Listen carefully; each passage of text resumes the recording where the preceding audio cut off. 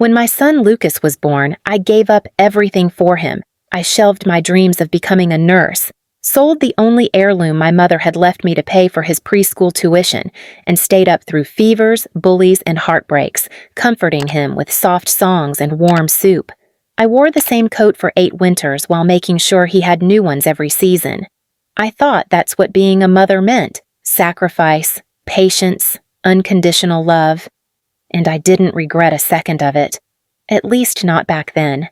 Even after his father left us when Lucas was 9, I didn't fall apart. I held the household together, worked 2 jobs, and still managed to help him with science fair volcanoes and listen to endless stories about the other kids at school. He was my life, my reason, my pride. When he got older, I dipped into my savings, the retirement fund I had been carefully growing for decades, and used it for his college tuition. I sold our family land I had inherited from my grandparents, to help him buy his first condo.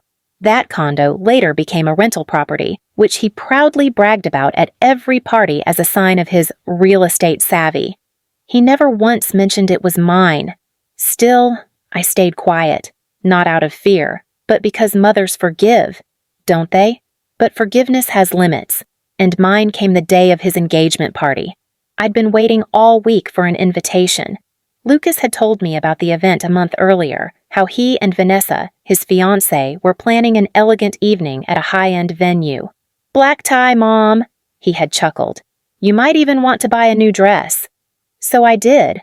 I went shopping alone, trying on dozens of dresses under harsh fitting room lights, settling on a soft blue one with delicate beading that reminded me of the ocean. I even paid extra to have it tailored. I wanted to look good for him, for them. I had never been the kind of mother-in-law who meddled. I had never once made Vanessa feel unwelcome.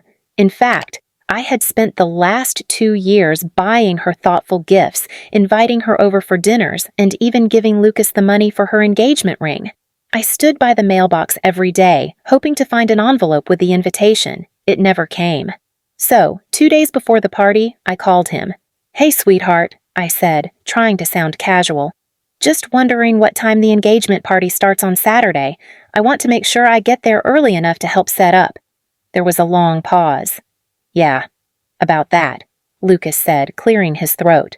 Something in his voice made my stomach drop. "It's going to be kind of a younger crowd. Just friends and co-workers mostly. Vanessa thought, well, we both thought, it might be a little awkward for you. You know, standing around with a bunch of 30-somethings drinking cocktails." I didn't respond right away. I couldn't. My fingers trembled around the phone. Then he added it, the line that cut straight through my soul. "Besides, no one really wants an old woman at the party." Old woman. I stood there frozen in the same kitchen I had once fed him in, changed him in, nursed him through chickenpox in. I looked around the house I had built with my bare hands, the walls that echoed with lullabies and laughter from a life I had given entirely to him, and I felt like I didn't exist anymore. "Okay," I said quietly. "Thanks for letting me know." He didn't notice the silence. Or maybe he did, but didn't care. He just mumbled something about being busy and hung up.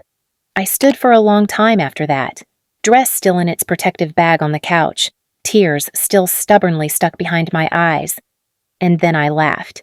It wasn't a happy laugh. It was the kind that comes when something in you breaks, not with a crack, but a slow, aching snap. I wasn't going to beg. I wasn't going to sit at home crying with cake crumbs and mascara streaks. I was going to give him exactly what he asked for. He said no one wanted an old woman at the party. Then I wouldn't come to the party, but I'd show up with someone else, someone who would turn his dream into dust. Because what he forgot is that I still held the title deed to the home he was buying with Vanessa, the dream home they planned to move into after the wedding. That one, that house was mine, and it was about to be someone else's. The next morning, I brewed my coffee, opened my laptop, and pulled up the file Lucas had probably forgotten I still had access to, the title deed to the house he had been renovating for over a year. A home in my name, purchased under my credit. Every pipe, every tile, every inch of drywall paid for by the money I once earmarked for retirement, handed over because Lucas said, "It's our forever home, Mom. Help me build my future." So I decided to do exactly that, just not the way he expected. Within 48 hours, the house was listed discreetly through a high-end agent I'd worked with before. I told him I wanted to sell fast, no open house, and no mention to Lucas until the deal was done. I didn't want drama. I wanted closure, and I wanted the kind of buyer who would make my son understand what he'd thrown away. As fate would have it, the perfect buyer came along almost instantly. A young woman named Layla, early 30s, newly promoted vice president at a finance firm, and, get this, an orphan raised by her grandmother. The minute she saw the kitchen, her eyes filled with tears. "It reminds me of the house my grandma used to make pancakes in," she whispered. Sold. The offer came in well above asking. I accepted immediately. We set the closing date for the Monday after Lucas and Vanessa's big engagement party. But I wasn't going to wait quietly behind the scenes. Oh no, he had told me I didn't belong at the party. So I went anyway, not as a guest, as an announcement. And Layla, the new owner of his dream home, she came with me. The engagement party was held at a rooftop venue overlooking the city skyline, exactly the kind of place Lucas always dreamed of hosting events in. Sleek lighting, champagne towers, and string quartets. It had Vanessa's polished fingerprints all over it. She liked perfection. And Lucas liked pretending he could give it to her without remembering who helped him get there.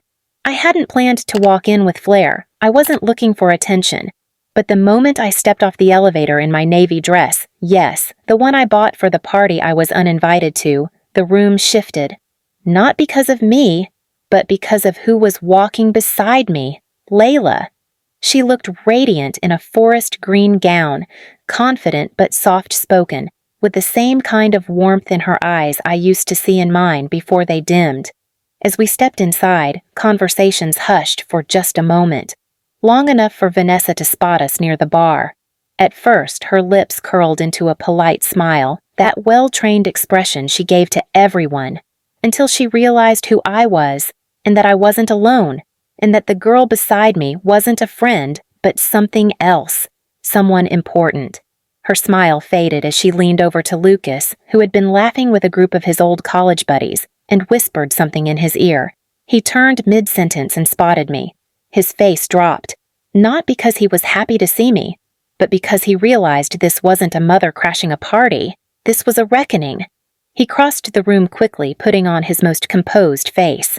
"Mom," he said through gritted teeth, "what are you doing here?" I smiled politely, just enough to make his jaw twitch. I wanted to see what kind of celebration my investment built. Very elegant. Layla stepped forward, extending her hand. "Hi, Lucas. I've heard a lot about you. I just finalized the paperwork for the house on Westbridge Lane.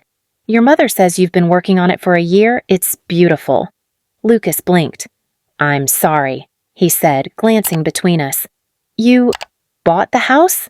Layla nodded. "Yes, closing's on Monday. It's perfect for me. It was a cash offer, no contingencies. Your mother said you weren't living there, so I assume it won't be a problem?" Lucas's throat moved as he swallowed hard. "No, that was supposed to be temporary. We were moving in after the wedding." Layla tilted her head. "Oh, I didn't realize."